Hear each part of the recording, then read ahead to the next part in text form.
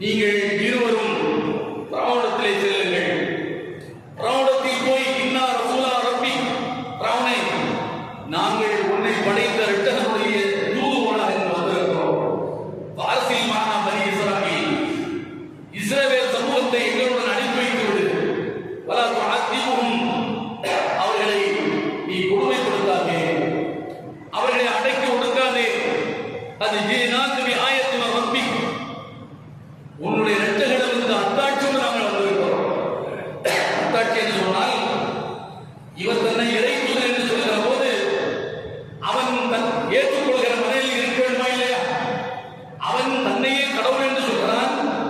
அவனுக்கு போய் தன்னை இன்னொரு கடவுளுடைய இறை தூதர் என்று மூசா சொல்கிற போது நம்ப முடியாத இல்லை.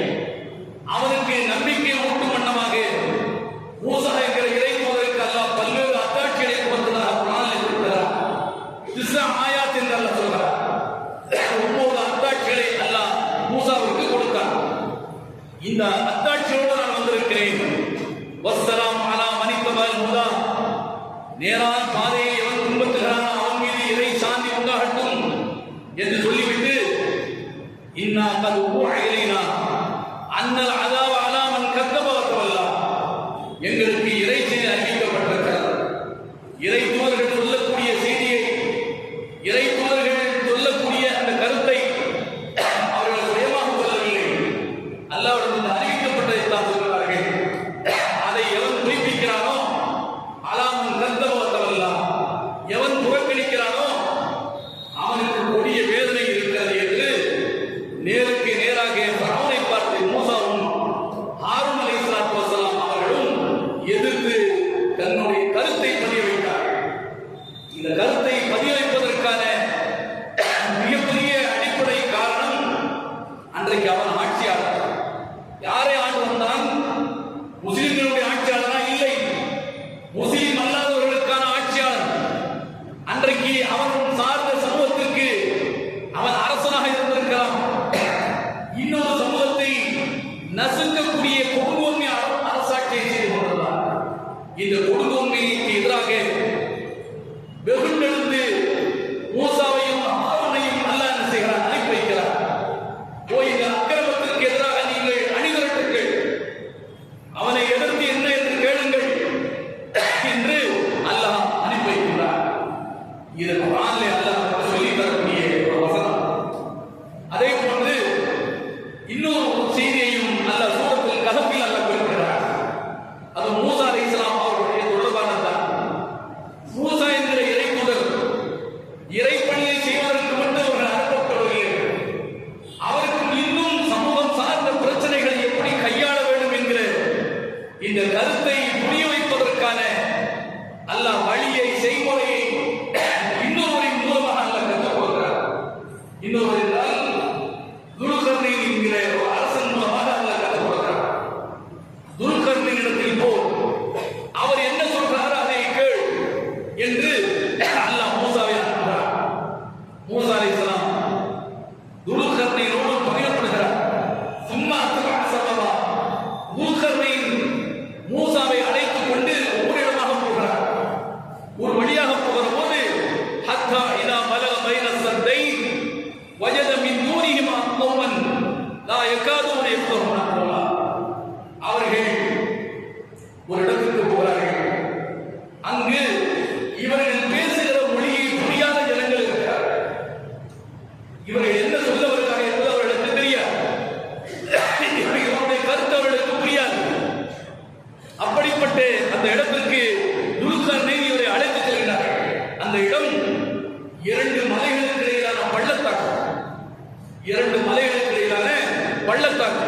அந்த இடத்திற்கு துல்கர்னைன் மூசாவை அழைத்துச் செல்கிறார். அப்போது அந்த பள்ளத்தாக்கில் வாழ்ந்த அந்த மக்களை இவர் பார்க்கிறார், மூசா அலைஹிஸ்ஸலாம் பார்க்கிறார்.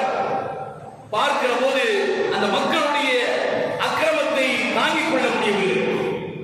காலு யாதல் கர்னைன் இன்ன யஜூஜ மஜூஜ முஃப்ஸிதுன ஃபில் அர்த், அங்கு வாழக்கூடிய அந்த மக்கள் யார் என்று சொன்னால் ஏஜூஜ் மஜூஜ் என்ற குள்ளர்கள். அவர்கள் அநியாயம் செய்கிறார்கள், அக்கிரமம் செய்கிறார்கள், தாங்க முடியவில்லை. எனவே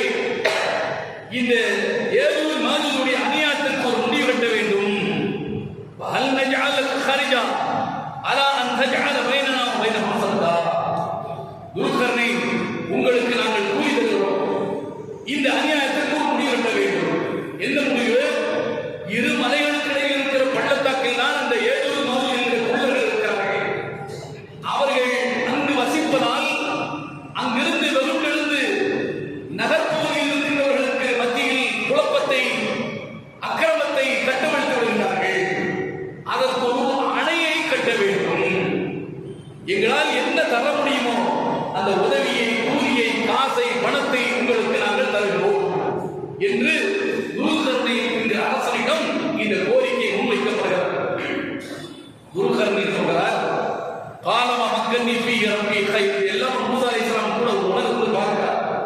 காலம் மக்கன்னி ஃபீ கைரன் ஃபஐனூனி பிகுவா, அல்லாஹ் எனக்கு வசப்படுத்தி தந்திருக்கிறார், எனக்கு தந்திருக்கிற அதிகாரம் இருக்கிறது, அது நீங்கள் தரக்கூடிய இந்த காசு பணத்தை விட மிகப்பெரியது, அது மிக சிறந்தது. எனவே ஃபஐனூனி பிகுவா, எனக்கு நீங்கள் ஒத்தாசை செய்தால் போதும், துணையாக இருந்தால் போதும், உறுதுணையாக உதவி செய்தால் போதும், காசு பணம் எதுவும் எனக்கு தேவையில்லை என்று துருக்கர்ணைன்னு சொன்னார். அது ஆள் பைனுக்கும் பைனவும் ரதுமா, அந்த இரு மலைகளுக்கிடையில் ஒரு தடுப்பை நான் ஏற்படுத்துகிறேன். ஆத்துனி சுவரல் ஹதீத் ஹத்தா இதா சாமா பைன சதபைன். பிறகு அந்த மக்கள் துருக்கர்ணையிடத்தில் உதவி கேட்ட அந்த மக்கள் துருக்கர்ணையுடைய அதிகாரத்தின் கீழ் வாழக்கூடிய, அந்த ஆட்சியின் கீழ் வாழக்கூடிய அந்த பொதுமக்கள், அவர்கள் இரும்பு பாலங்களை சுமந்து கொண்டு வந்து துருக்கர்ணையிடம் கொடுக்கிறார்கள். இரண்டு மலைகளுக்கு இடையில் இருக்கிற அந்த பள்ளத்தாக்கை இந்த இரும்பு பாலங்களால் ஒன்றன் ஒன்றாக அடுக்கி அதை நெருப்பை ஊதி நெருப்பு பிளம்பாக ஆக்கி மிகப்பெரிய அளவுக்கு அது கொதி நிலையில் கொண்டு வருவதற்கு பிறகு அதில் செம்மையும் சேர்த்து ஊற்றி மிகப்பெரிய அணையை அவர்கள் கட்டி முடிக்கிறார்கள். அந்த அணையை தாண்டி, அந்த கட்டுமானத்தை தாண்டி, அந்த பெருஞ்சுவரை தாண்டி அந்த குள்ளர்கள் வர இயலாது, அந்த குள்ளர்கள் ஏழு மாதம் என்கிற குள்ளர்கள் வர இயலாது என்கிற அளவுக்கு அல்லாஹ் ஒரு மிகப்பெரிய தடுப்பை ஏற்படுத்துகிறார்.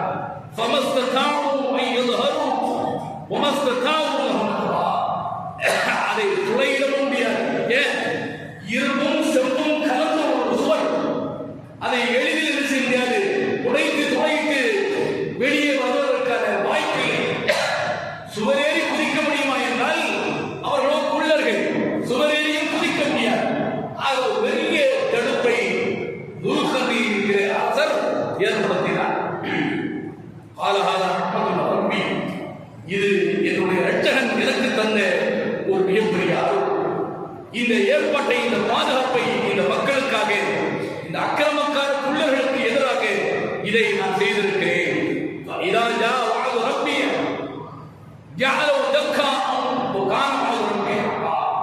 அல்லாஹ்வுடைய அந்த வாக்கு, உலகம் அழிக்கப்பட வேண்டும் என்று அல்லாஹ்வுடைய வாக்கு, உலகம் அழிக்கப்படுவதற்கான அடையாளங்கள், பெண்ணும் பெரும் அடையாளங்கள் 10 சொல்லப்பட்டிருக்கிறது. அதை நாம் கேட்டிருக்கிறோம். அதில் ஒன்றுதான் இந்த ஏழு நோய் என்கிற குள்ளர்களுடைய வருகை. அந்த அல்லாஹ் இந்த உலகத்தை அழிக்க வேண்டும் என்று முடிவு செய்கிற போது அல்லாஹ் என்ன செய்வார்? குள்ளர்களால் அந்த சுவரை இடிக்க முடியாது, அல்லாஹ் அதை தவிடுபடியாக்குவார்.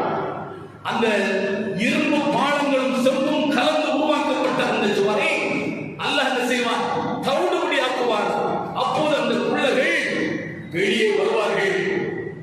வாழுகிற மக்களிடத்தில் மிகப்பெரிய குழப்பத்தை ஏற்படுத்துவார்கள். அப்படி குழப்பத்தை ஏற்படுத்தி தங்களுடைய அக்கிரமங்களை கண்டுபிடித்து விடுவார்கள்.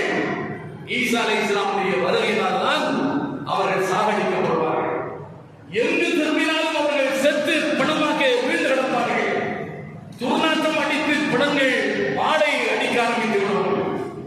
மிகப்பெரிய ஒட்டம் அளவிற்கு பெரிய பறவைகள் வந்துதான் அவைகளை எல்லாம் சுத்தம் செய்து மொத்தத்தில் உலகத்தில் பரவி செத்து கிடக்கின்ற அந்த ஏஜுகளை காலி செய்யும். பிறகு அல்லாஹ் ஒரு பெரும் மழையை இறக்கி பூமியை சுத்தப்படுத்துவாங்க என்று நபிகள் நாயகம் ஸல்லல்லாஹு அலைஹி வஸல்லம் சொல்லி காட்டுகிறார்கள். ஆக மூசா அலைஹிஸ்ஸலாத்து வஸலாம் அவர்களுக்கு இந்த துருக்கர்ணையின் வாயிலாகவும் இன்னொரு செய்தியை அல்லாஹ் அவர்களுக்கு புரிய வைக்கிறார். என்ன செய்தி? அநியாயம் நடக்கிற போது அதற்கு எதிராக ஆர்ப்பரிக்க வேண்டும். பாதிக்கப்படக்கூடியவர்கள் யாராகவும் இருக்கலாம். அங்கு அநியாயம் நடக்கிறது என்று சொன்னால் அதற்காக கைகட்டி வாய்மூத்தி மௌனியாக இருக்க வேண்டும் என்பதை அல்லாஹ் தன்னுடைய தூதர்களுக்கு சொல்லி காட்டுவதைத்தான் இந்த வரலாறு நமக்கு சொல்லித் தருகிறார். இந்த வரலாற்றில் நமக்கும் ஒரு படிப்பினை இருக்கிறது. இந்த வரலாற்றை நாம் தெரிந்து கொள்வதால் அநியாயம் நடக்க கண்டால் இந்த சமூகத்துக்கு எதிராக அல்லது ஒரு தனி மனிதனுக்கு எதிராக அல்லது ஒட்டுமொத்த மக்களுக்கு எதிராக ஆட்சியாளரால் அநியாயம் கட்டவிழ்த்து விடப்படுகிற போது நாம் கடந்து போகின்றவர்களாக இருந்துவிடக்கூடாது. அது ஒரு மூமியினுடைய அழகல்ல, ஒரு முஸ்லிமுடைய அழகல்ல. உலகில் பல்வேறு பகுதிகளில் முஸ்லிம்கள் அநியாயத்திற்கும் அக்கிரமத்திற்கும் உள்ளாக்கப்படுகிறார்கள். இந்த அக்கிரமங்களை கடந்து கண்டும் காணாமல் போவது ஒரு நம்பிக்கையானுடைய செயலாக இருக்க முடியாது என்பதற்கு நான் அல்லாஹ் மூசாவுடைய வரலாற்றை சொல்லி தருகிறார். இதில் இந்த படிப்பனை நமக்கு இருக்கிறது.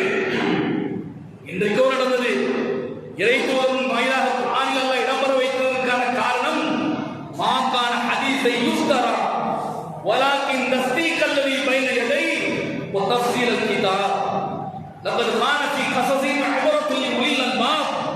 அறிவுள்ள மக்களுக்கு இந்த இறை தூதர்களுடைய வரலாற்றில் படிப்பினை இருக்கிறது.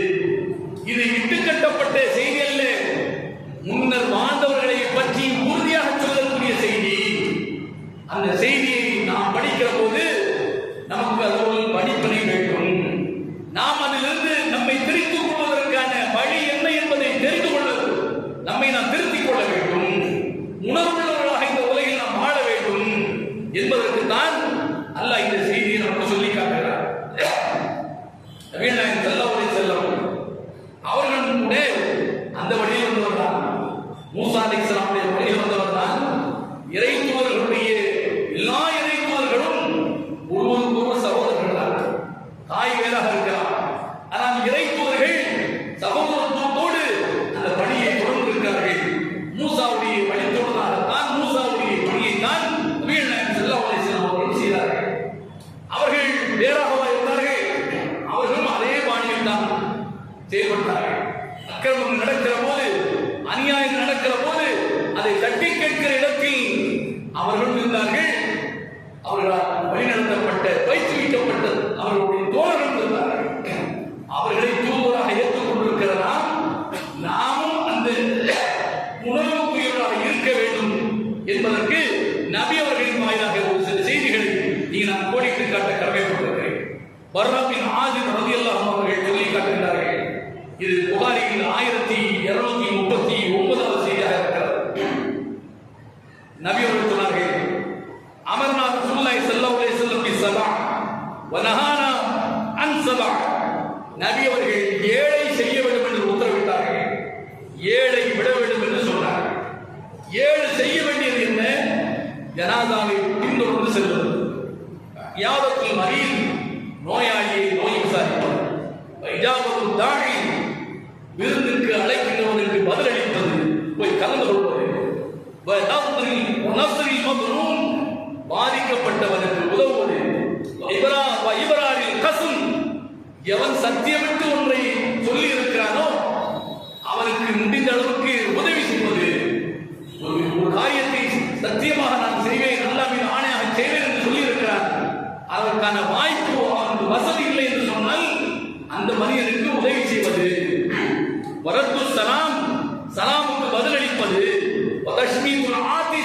தும்பியவனுக்கு பதிலளிப்பது என்று 7 விஷயங்களை செய்ய சொன்னார். அதில் ஒன்றுதான் பாதிக்கப்பட்டவருக்கு உதவுவது. சொல்கிறார்கள். அது இன்னொரு செய்தி புகாரி 2442 இருக்கிறது. அப்துல்லாஹ் பின் உமர் ரலியல்லாஹு அன்ஹு அவர்கள் அறிவிக்கிறார்கள், அல் முஸ்லிம் அகுல் முஸ்லிம், ஒரு முஸ்லிம் இன்னொரு முஸ்லிமுக்கு சகோதரன். ஒரு முஸ்லிம் உடன் பிறந்தவன் சகோதரன் என்பதை தாண்டி முஸ்லிம் என்கிற அடிப்படையில் அவன் ஒரு சகோதரன். லா யظلمஹு, அவனுக்கு அநீதி செய்ய மாட்டான். ஒரு முஸ்லிம் இன்னொரு முஸ்லிமுக்கு அநீதி செய்ய மாட்டான். வலா யுஸ்லிமு, அவனை எவரிடத்தில் காட்டிக் கொடுக்கவும் மாட்டான்.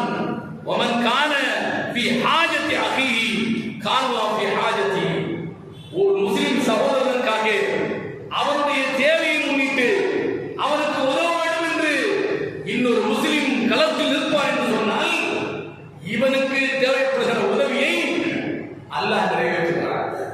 இவனுக்கு அல்லாஹ்வே உதவியாக இருக்கிறான் என்று நபிகள் நாயகம் ஸல்லல்லாஹு அலைஹி வஸல்லம் சொல்லி காட்டுகிறார். இவனுடைய தேவையை அல்லாஹ் நிறைவு செய்கிறார். இவன் இன்னொரு முஸ்லிமுடைய தேவையை நிறைவேற்றுகிறார். ஆதலால் இவன் தேவையை அல்லாஹ் என்ன செய்கிறார்? நிறைவேற்றி வைக்கின்றான். ومن فرج مسلم குர்பத்தன், ஒரு முஸ்லிமுக்கு இருக்கிற நெருக்கடியை இருந்து அவனுக்கு ஒரு விடிவை, ஒரு விடுதலையை எவன் ஏற்படுத்துகிறானோ, ஃபர்ரஜல்லாஹு அன்ஹு குர்பத்தன் மின் குர்பாத்தி யௌமில் கியாமா, நாளை மறுமையில் இவனுக்கு ஏற்படக்கூடிய நெருக்கடிகள் இருக்கிறது ஏராளம். அதிலிருந்து அல்லாஹ் இவன் என்ன செய்வான்? விடுவிப்பான், இவனை காப்பாற்றுவான். ஒமன் சத்தர முஸ்லிமன் சத்தரஹுல்லாஹு யௌமல் கியாமா.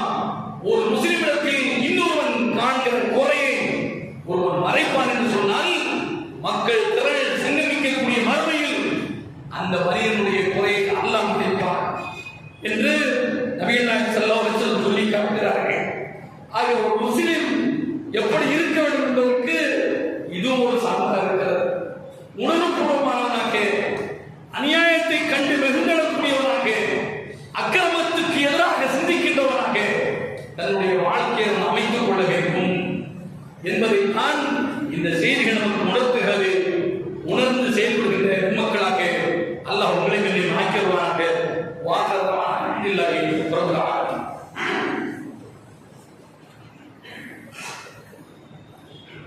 அல்ஹம்துலில்லாஹ் வஸ்ஸலாத்து வஸ்ஸலாமு அலா ரசூலில்லாஹ் அம்மா பஅத். தகுல்லாஹ் தகுவாதி வலா தமுத்துன்ன இல்லா வ அன்தும் முஸ்லிமூன். கண்ணியத்துக்குரிய சகோதரர்களே, நபிகள் நாயகம் ஸல்லல்லாஹு அலைஹி வஸல்லம் அவர்கள் சொல்லக்கூடிய இன்னொரு செய்தி 2444வது ஹதீஸாக கொடுத்திருக்கிறார். ரசூலுல்லாஹி ஸல்லல்லாஹு அலைஹி வஸல்லம் உன்சுர் அகாக வாலிமன் அவ் மத்லூமா. உன் சகோதரன் அநியாயக்காரனாக இருந்தாலும், அநியாயத்திற்கு ஆட்பட்டவனாக, அநியாயம் இழைக்கப்பட்டவனாக இருந்தாலும் அவனுக்கு நீ உதவி செய்ய என்று சொன்னார். அல்லாஹ்வின் தூதரே, அதான் நன்சுரு மத்லூமா, அநீதி இழைக்கப்பட்டவனுக்கு நாங்கள் உதவுகிறோம். ஆனால் கைஃப நன்சுரு வாலிமா, அநியாயக்காரனுக்கு எப்படி நாங்கள் உதவுவது? பாதிக்கப்பட்டவனுக்கு உதவுவது, அதை நாங்கள் செய்கிறோம். பாதிப்பை ஏற்படுத்தக்கூடிய அக்கிரமக்காரனுக்கு நாங்கள் என்ன உதவி செய்வது என்று கேட்கிற போது நபிகள் நாயகம் சொன்னார்கள்,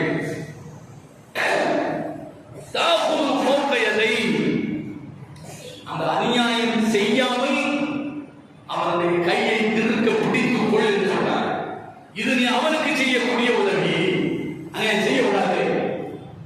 பாதிக்கப்பட்டவருக்கு நீ உதவி விடுவாய், ஐயோ அந்த பரிதாபம் என்ற நிலைக்கு நீ தள்ளப்பட்டு விடுவாய், அதை செய்து விடுவாய். ஆனால் அந்த பாதிப்பை ஏற்படுத்திய கொடுமைக்காரன் இருக்கிறானே, அவனுக்கு எப்படி நம்முடைய மனம் இறங்கியவனுக்கு உதவி செய்ய வேண்டும் என்று தோன்றும். அவனுக்கு நீ உதவி செய்ய வேண்டும். அது என்ன உதவி? அந்த அக்கிரமத்தை செய்ய விடாமல் அவனை தடுக்க வேண்டும், அந்த அநியாயத்தை செய்ய விடாமல் தடுக்க வேண்டும். நீ கண்டும் காணாமல் கடந்து போய்விடக் கூடாது என்பதை நபிகள் நாயகம் ஸல்லல்லாஹு அலைஹி வஸல்லம் சொல்கிறார்கள். இந்த பாதிப்பு என்பது ஒரு தனிமனிதனுடைய பொருளாதார ரீதியான பாதிப்பாக இருக்கலாம், அல்லது மார்க்கத்தினுடைய எல்லையில் மீறக்கூடியதாக இருக்கலாம். எந்த பாதிப்பாக இருந்தாலும் அது பாதிக்கக்கூடிய ஒரு அக்கிரம செயல் என்று தெரிய வருகிற போது அதை கடந்து போய்விடக் கூடாது. முடிந்தால் அதை தடுத்து நிறுத்த வேண்டும். இதைத்தான் நபி அவர்கள் ஒரு செய்தியை குறிப்பிடுகிறார்கள். மன் ரஆ மின்கும் முன்கரன் ஃபல்யுகையிரு பியதிஹி ஃபஇல்லம் யஸ்ததி' ஃபபிலிசானிஹி ஃபஇல்லம் யஸ்ததி' ஃபபிகல்பிஹி வதாலிக ضعفுல் ஈமான். ஒரு அக்கிரமத்தை ஒருவன் பார்க்கிறான், பார்த்தால் அதை தடுத்து நிறுத்த வேண்டும். ஒரு அக்கிரமத்தை பார்க்கிறார், இது மார்க்கத்திற்கு புறம்பானது, அநியாயம், அக்கிரமம் என்று பார்க்கிறார். அதை தன்னால் தடுத்து நிறுத்த முடியும் என்று சொன்னால் தடுத்து நிறுத்த வேண்டும். நானும் சேர்ந்து போய் குரான்சாக்கு சோதாக்கி வரிசையில எல்லாத்தையும் சட்டி அந்த விட்டு நான் வாங்கிக்கோ, இது செய்யக்கூடிய செயலா? இது அனுமதிக்கப்பட்ட செயலா? மார்க்கம் இதை அனுமதித்திருக்கிறதா? எனக்கு தெரியும் இது மார்க்கத்தில் இல்லாதது. நானும் போய் தேச்சால கரண்டி பிடிச்சேன்னு வைங்க, அப்ப நான் முஸ்லீமாக இருக்க முடியாது. என்னிடத்தில் ஈமான் இல்லை, நம்பிக்கை இல்லை. அதை தடுக்கிற இடத்தில் இருந்தால் தடுக்க வேண்டும். நானும் தடுக்கலையே, நான் நிர்வாகி, நான் முதலாளி கிடையாது, நான் தலைவர் கிடையாது, நான் செயலாளர் கிடையாது என்றால்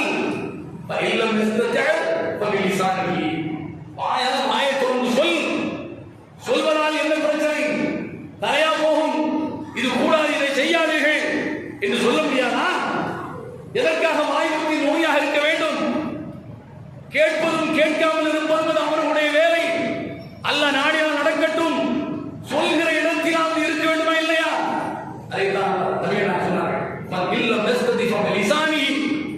நேற்று வரைக்கும் தர்கால சோத்தாக்கி போட்டாங்க, இன்றைக்கு தெருத்தரமாக சோத்தாக்கி போடுறாங்க. அது தவறு என்று தெரிந்தவர்கள் கூட வாலியோடு போயிருக்கிறாங்க அந்த சோத்தை வாங்கி தின்பதற்கு. எந்த அளவுக்கு இவர்கள் ஈமானில் பலகீனப்பட்டு போயிருக்கிறார்கள். இந்த அக்கிரமத்திற்கு இந்த அளவுக்கு இந்த சோத்துக்காக ஈமானை நாம் இழக்க வேண்டுமா? சிந்தித்து பாருங்கள். அதை சொல்லி தடுக்க முடியவில்லை என்று சொன்னால், கையால் தடுக்க முடியவில்லை என்று சொன்னால், நாம் அதை சொல்லி திருத்த வேண்டும். சொல்ல வேண்டிய கடமை சொல்லிக் கொண்டே இருக்க வேண்டும். கல்வி ஐயோ என்னால் சொல்லவே முடியாது, நான் அங்கு வேலை பார்க்கிறேன், அந்த நிர்வாகம் என்னை வெளியிലേക്ക് போட்டோம், அந்த நிர்வாகம் என்னை மதிக்காது, ஏதோ ஒரு சூழலை கைதாக இருக்கிறேன், சொல்ல முடியாதா? அந்த இடத்தில் போய் நாம் ஆஜராக வேண்டும். கடந்து போய்விட வேண்டியதானே? எதற்கு நமக்கு அங்க வேலை? சாவுட்ல மையத்தாகவும் கல்யாணத்தில் மாப்பிளாம் ஏன் இருக்க வேண்டும்? கடந்து போக வேண்டும். இது ஈமான், ஈமான், இது ஈமானுடைய கடைநிலை என்று நாயகம் ஸல்லல்லாஹு அலைஹி சொல்கிறார்கள். கொஞ்சம் கூட ஈமான் இல்லையா? இந்த சொத்தை வாங்கி சாப்பிட வேண்டிய நிலைக்கு நாம் இருக்கிறோமா? தன்மானம் என்பது இல்லையா? அவங்களுக்கு சுயமரியாதை இல்லையா? ஒரு காலத்தில் பழஞ்சோரில் வாழ்க்கை நடத்தியவர்கள் கூட இந்த காரியத்தை செய்திருக்க மாட்டார்கள். இன்றைக்கு அன்றாடம் முட்டுக்கால் பசியில் வாழ்ந்து கொண்டிருக்கிற நாம் இந்த சோத்திற்காக அலைமோதுகிறோம் என்று சொன்னால் நம்மிடத்தில் ஈமான் எங்கே இருக்கிறது சிந்தித்து பாருங்கள். நபிகள் நாயகம் ஸல்லல்லாஹு அலைஹி வஸல்லம் அவர்கள் உலக ரீதியாக ஒருவன் அக்கிரமத்துக்குள்ளாக்கப்படுகிறார்கள், அதற்கும் விழுந்திருக்கிறார்கள். அந்த அநியாயத்தை தட்டி கேட்டிருக்கிறார்கள். மார்க்கம் அங்கு சிதைக்கப்படுகிறது என்று சொன்னால், ஒன்று அதற்கு எதிராக கிளர்ந்திட முடிந்தால் கிளர்ந்திட வேண்டும், இல்லை என்றால் கடந்து போய்விட வேண்டும். அந்த இடத்தில் இருக்கு நமக்கு வேலை. இதுதான் ஒரு நம்பிக்கையான செயல் என்பதை நபிகள் நாயகம் சொல்லி காட்டுகிறார்கள். இது கூடிய இது நம் கண்ணுக்கு முன்னால் இருக்கின்றவை, கண்ணுக்கு எதிராக நடக்கக்கூடிய இருக்கிறது. இன்றைக்கு இந்தியாவை பொறுத்தளவில் இஸ்லாமியர்கள் சிறுபான்மையினுடைய நிலைப்பாடு மிகவும் கேள்விக்குறியாக இருக்கிறார். எல்லா நிறுவனங்களும் காவிமயமாக்கப்பட்டிருக்கிறார். எங்கு நம்பிக்கை துளிர்விடுகிறது என்பதை தேடி பிடிக்க வேண்டியிருக்கிறார். அந்த அளவிற்கு இன்றைக்கு எல்லா இடங்களிலும் காவி வியாபித்து இருக்கிறார். நம்பிக்கை தான் இங்கு ஆட்சி செய்யும். சட்டம் ஒரு பொருட்டல்ல என்ற நிலைக்கு இன்றைக்கு நிலைமை போய்கொண்டிருக்கிறது. நீதித்துறையில் இருக்கிற கீழிருந்து மேல் வரை அத்தனை பேரும் காவி அங்கியை தான் அணிந்து கொண்டு நீதி பரிமாணம் செய்கிறார்கள். இதை கடந்து போய்விட முடியுமா? இதற்கு என்ன செய்வது? இது இந்தியாவை தாண்டி வெளியிடங்களில் எத்தனையோ அக்கிரமங்கள் அநியாயம் நடக்கிறது. இதற்கு நாம் என்ன செய்வது? நம்மிடத்தில் அதிகாரம் இருக்கிறதா? நம்மிடத்தில் பலம் இருக்கிறதா? இல்லை. இதற்கு என்ன செய்வது? இதற்கும் கூட அந்த உணர்வுள்ளவனாக முஸ்லிம் இருக்க வேண்டும் என்பதற்கு நபிகள் நாயகம் ஸல்லல்லாஹு அலைஹி வஸல்லம் அவர்கள் ஒன்றை சொல்லியிருக்கிறார்கள். ஏன் எந்த காலத்திலும் அக்கிரமத்திற்கு துணை போகக்கூடியவனாக முஸ்லிம் இருக்கக்கூடாது என்பதற்காக, அக்கிரமத்திற்கு எதிரானவனாகத்தான் முஸ்லிம் இருக்க வேண்டும் என்பதற்காக நபிகள் நாயகம் ஸல்லல்லாஹு அலைஹி வஸல்லம் அவர்கள் ஒன்றை சொல்லியிருக்கிறார்கள். அபூ தர்ரா ரலியல்லாஹு தஆலா அன்ஹு அபூ தர்ரா அவர்கள் அறிவிக்கிறார்கள், மாமின் அபதின் முஸ்லிமின் யதுஉ லிஅகீஹி பிஸஹரில் கைப். ஒரு முஸ்லிம் தனக்கு முன்னால் இல்லாத ஒரு சகோதரனுக்காக பிரார்த்திக்கிறான் என்று சொன்னால், இல்லா காலல் மலக் வலக பிஸ்ரி, என் கண்ணுக்கு முன்னால் இல்லாத ஒருவனுக்காக, ஐயோ அங்கு காசாவில் முஸ்லிம்கள் பரிதாப நிலையில் இருக்கிறார்கள், கொடுமைக்கு உள்ளாக்கப்படுகிறார்கள். இந்தியாவுடைய வடக்கு பகுதியில் முஸ்லிம்கள் அன்றாடம் செத்து பிழைக்கிறார்கள். என்னால் ஒன்றும் செய்ய முடியவில்லை. அல்லாவே அந்த மக்களுக்கு நீ உதவி செய், அல்லாவே அந்த மக்களுக்கு நீ அருள் செய், அல்லாவே அந்த மக்களுக்கு காப்பாற்று என்று நீங்கள் பிரார்த்தித்து சொன்னால், அல்லாஹ் உங்களுக்கு ஒரு மலக்கு ஏற்படுத்துகிறார். நம்முடைய பிரார்த்தனை அல்லாவே இந்த பிரார்த்தனை ஏற்றுக்கொள் என்று அந்த மலக்கு அல்லாஹ்விடத்திலே ஏற்றுக்கொள்ள வேண்டும் என்று பிரார்த்திக்கிறார். அதுபோன்று உனக்கும் கிடைக்க வேண்டும் என்று அந்த மலக்கு சொல்கிறார். நான் இன்னொருவனுக்காக பிரார்த்திக்கிறேன், பாதிக்கப்பட்ட அக்கிரமத்துக்குள்ளாக்கப்பட்டவனுக்காக நான் பிரார்த்திக்கிறேன். அந்த அக்கிரமம் நீக்கப்பட வேண்டும், அவன் உதவப்பட வேண்டும் என்று அல்லாஹ்விடத்தில் மன்றாடுகிறேன். நீயும் உதவப்பட வேண்டும் என்று எனக்காக மலக்கு அல்லாஹ்விடத்தில் கேட்கிறார். அதற்காகவும் மலக்கு அல்லாஹ்விடத்தில் இதை ஏற்றுக்கொள் என்று பிரார்த்திக்கிறார் என்று சொல்லி காட்டுகிறார். எனவே நம்முடைய சக்தியை முழுமையாக இந்த அநீதிக்கு எதிராக பிரயோகிக்க வேண்டும். அநீதிக்கு எதிராக அந்த பலத்தை நாம் உபயோகிக்க வேண்டும். உணர்வற்றவராக ஒரு முஸ்லிம் இருந்துவிடக் கூடாது. இந்த காலத்திலும் ஒரு முஸ்லிம் உணர்வோடு இருக்கிற போது உதவ வேண்டும், அநியாயத்துக்கு எதிராக சிந்திக்க வேண்டும், அதற்காக முடிந்த அளவுக்கு என்னால் என்பதை செய்ய வேண்டும் என்கிற புரிதோடு ஒரு முஸ்லிம் இருப்பான் என்று சொன்னால் நிச்சயமாக இந்த அக்கிரமங்களுக்கு முடிவை அல்லாஹ் ஏற்படுத்துவான். அத்தகைய